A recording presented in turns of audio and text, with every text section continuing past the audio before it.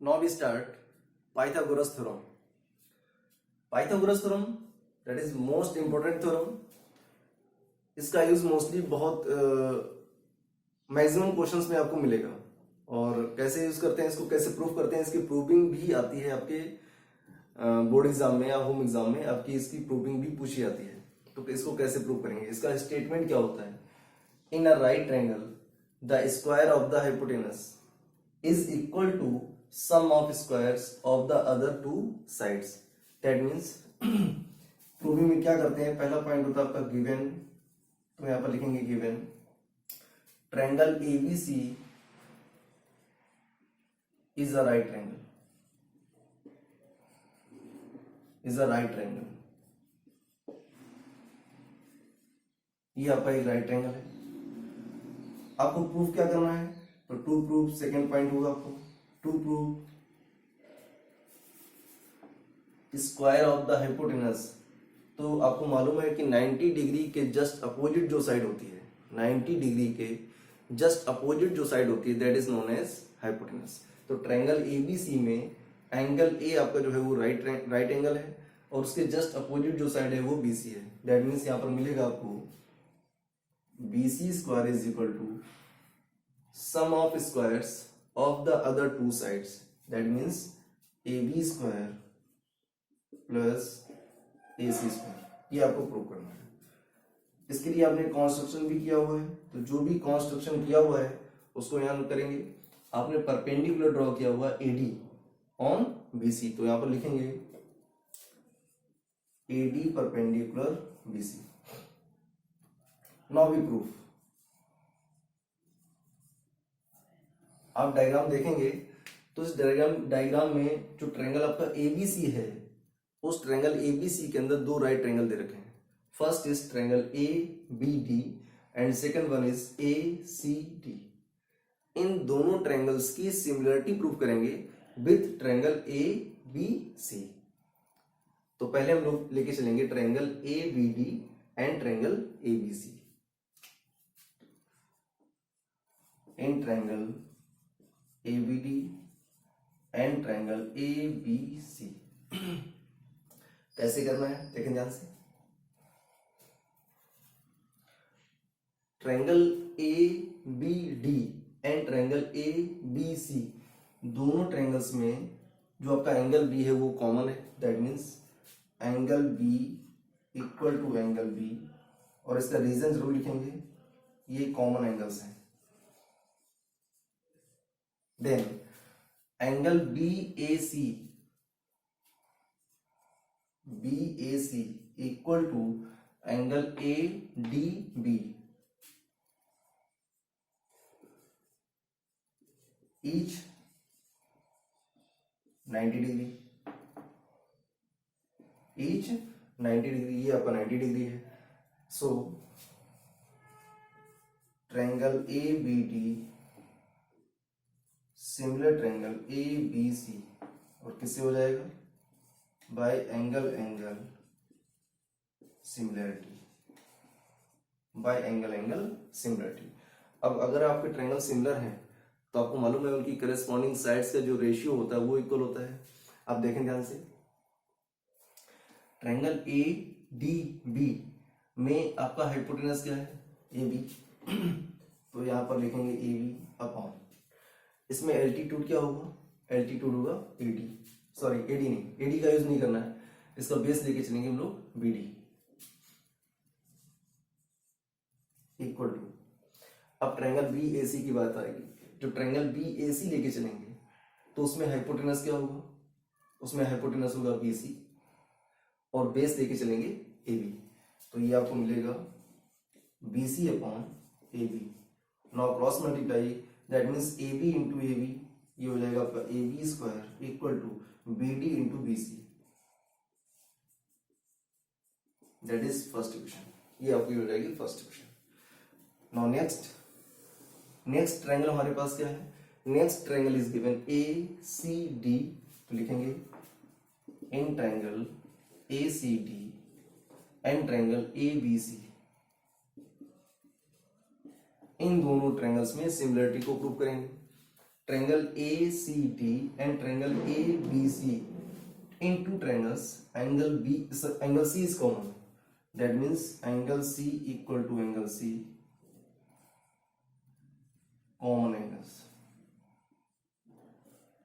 angles. In both triangle, angle BAC is equal to angle ADC.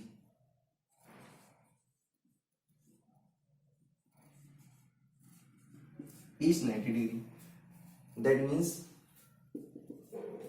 triangle ADC similar triangle ABC. अब triangle अगर हमारे similar है तो इनमें भी करेस्पॉन्डिंग साइड्स का रेशियो जो होगा वो इक्वल होगा. तो कैसे लिखेंगे देखो ध्यान से. AC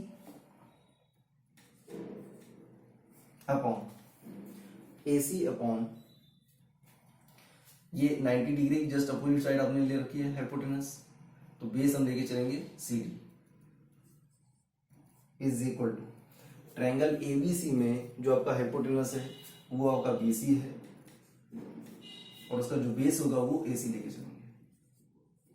ये ध्यान रखें, जब ट्रायंगल ABD और ट्रायंगल ABC लेंगे उस कंडीशन में ट्रायंगल ABC का जो बेस होगा वो AB रहेगा और जब ट्रायंगल ACD और ट्रायंगल ABC लेके चलेंगे तो ट्रायंगल ABC का जो बेस होगा वो AC रहेगा. यही आपको डिफरेंस देखने को मिलेगा. यहाँ पर बेस AB है और यहाँ पर बेस AC है. Now cross multiply AC into AC करेंगे तो मिलेगा आपको AC square equal to CD into BC. That is second equation. Now adding equation first and second. Adding first and second. Left को लेफ्ट में add करेंगे, right को right में add करेंगे. लेफ्ट को लेफ्ट में ऐड करेंगे तो मिलेगा आपको AB square plus AC square is equal to BD into BC plus CD into BC.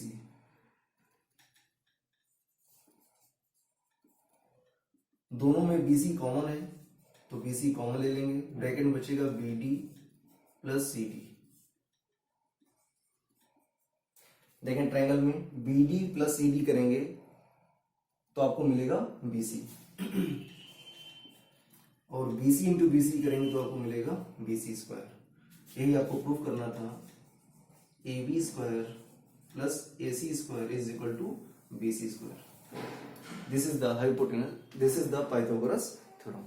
अब इसी पाइथागोरस थ्योरम से रिलेटेड जो आपकी एक्सरसाइज है उसके क्वेश्चंस को सॉल्व करेंगे हम लोग. चलिए स्टार्ट करते हैं. Question number first, exercise 5. First question is given. Sides of triangles are given below. Determine which of them are right triangles in case of right triangle. Write the length of its hypotenuse. तो आपको मालूम है कि Pythagoras theorem होती क्या है. Exact में Pythagoras theorem होती है आपकी h square is equal to perpendicular square plus base square. Hypotenuse square is equal to perpendicular square plus base square. ये होती है आपकी hypotenuse Pythagoras theorem. In Pythagoras theorem the longest side is hypotenuse.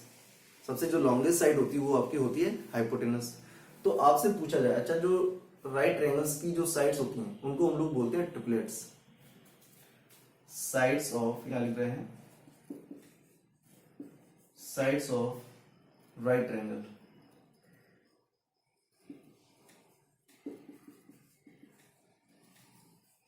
Right triangles की जो sides होती हैं उनको बोलते हैं ट्रिपलेट्स.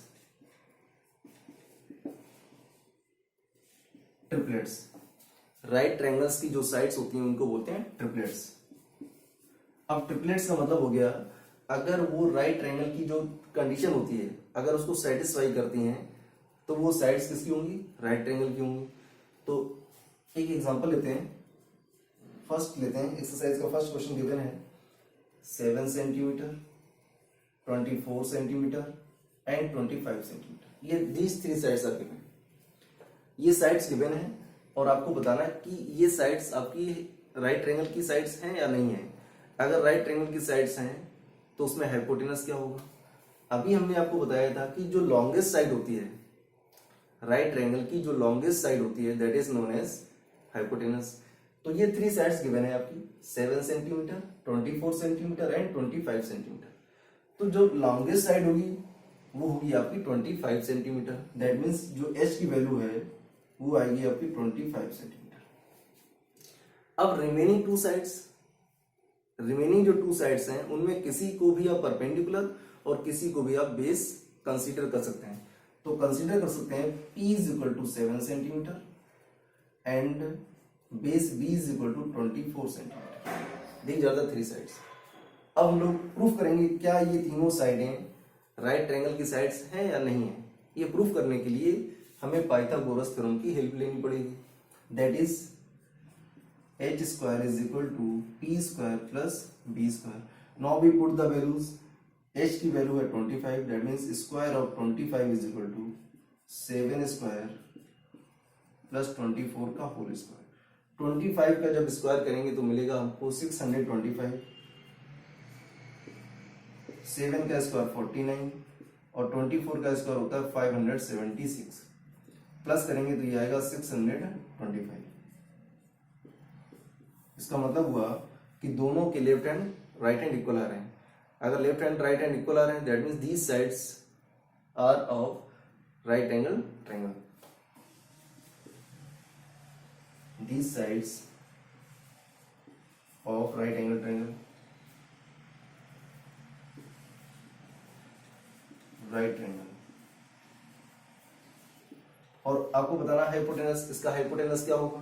तो इसका हाइपोटेनस जो है वो होता है लॉन्गेस्ट साइड, और लॉन्गेस्ट साइड हमारे पास है 25, तो इसका हाइपोटेनस हो गया 25 सेंटीमीटर। That is answer.